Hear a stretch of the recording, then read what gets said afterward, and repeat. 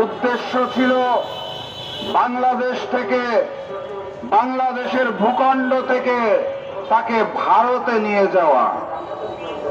হাসিনা মুক্ত বাংলাদেশে, এই নতুন বাংলাদেশে যখন শেখ হাসিনা প্রশাসনের লোকজন ছাত্রলীগ যুবলীগের গুন্ডা বাহিনীকে ব্যবহার করতে পারছে না, তখন তারা ভারতীয় প্রতিষ্ঠান, ওই হিন্দুত্ববাদের প্রচারক, অখণ্ড ভারত তৈরি করার প্রচারক ইস্কনের মাধ্যমে গুম কর্মকাণ্ড শুরু করেছে।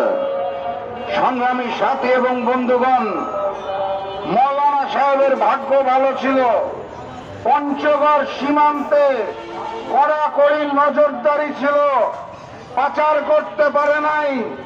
গাজীপুর থেকে গুম করে ইস্কনের সন্ত্রাস